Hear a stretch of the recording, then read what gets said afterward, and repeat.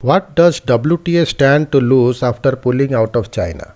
Tennis players and the likes of the United Nations and the Amnesty International have echoed calls for Suez allegations to be investigated transparently and that her safety be ensured.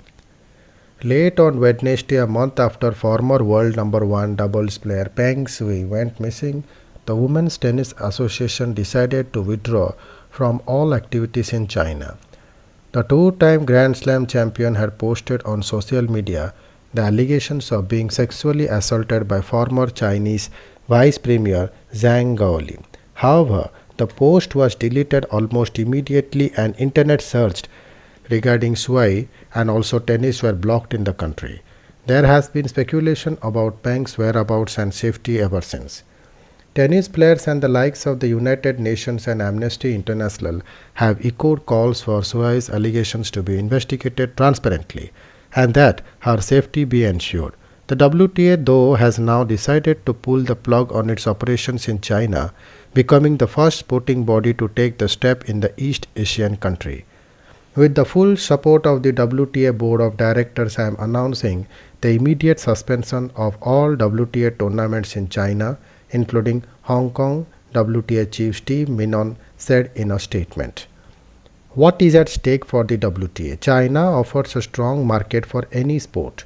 In 2018, WTA signed a record 10-year deal worth $1 billion according to Sports Business Journal to host its year-end event in Shenzhen.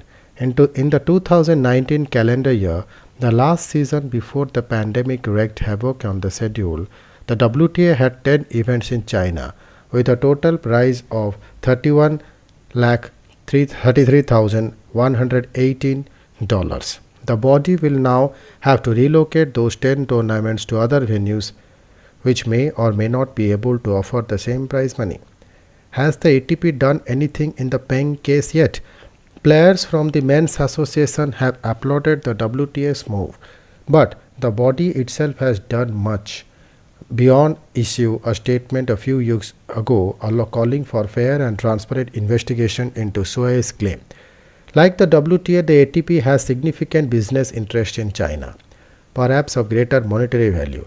The 4 ATP events held in China in 2019, including the Shanghai Masters 1000, had a prize sum of $14,2,455. The ATP had also numerous challenges events held in China before the pandemic struck. What about International Olympic Committee? Curiously, the IOC has been the only body that has seemingly made contact with Shuai. The body has released photograph of its president Thomas Bach on an apparent 30-minute video call with Shuai and claimed that the 3-time Olympian was safe.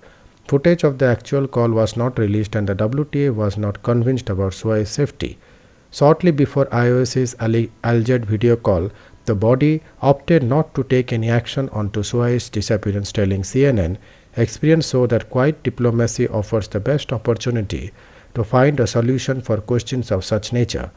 It is also important to understand that in February the IOC will be hosting the Winter Olympics in Beijing, and Gaoli was, according to CNN, the face of the organizing committee for the upcoming games. In a fresh statement, the IOC claimed to have a second call with Peng, in which the tennis player reconfirmed that she is safe and well, given the difficult situation she is in. However, no visual proof of the second call was provided. WTA has taken a stand, but why did the NBA apologize to China?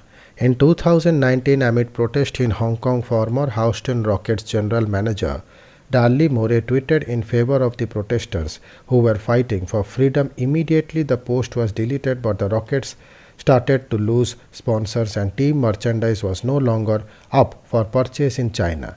The NBA, too, suffered. China's main broadcaster removed all the franchise's matches from the program.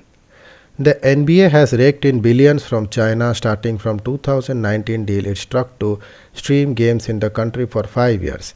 A tie-up worth $1.5 billion after Morey tweet, though state-run CCTV banned NBA matches from being aired, costing the sports group $400 million according to Forbes.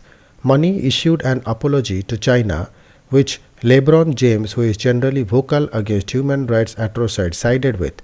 Then Rocket stars player James Harden to apologize to China. We apologize, we love China, we love playing there, Harden said to reporters at the time. Has the Chinese government exercised its influence in football also? Yes, according to German publication Deutsche Welle, Chinese officials deemed that the amount of investment required outweighs the returns, prompting the government to dissuade investors from entering the sport. This had an impact in China, where the Super League started to dwindle, and abroad. In 2017, there were 20 European clubs with Chinese owners, but that dropped to 10 by 2021. La Repubblica, an Italian daily, reported that Inter Milan, owners from China, Suning Holdings, was also looking to sell its stake in the club. How does China use sports as a tool of government policy? The country has been pumping in billions into developing sporting infrastructure in the country. State broadcaster CGTN claimed in 2019 that China spent $3.9 billion for the Winter Olympics, which will be held in the same year the country hosts the Asian Games. Bloomberg also reported that the country is planning to invest $773 billion by 2025 into its sports industry. China is also a leading manufacturer of sports goods, particularly in table tennis. Last month, Formula One also extended its contract with China to 2025. Thank you.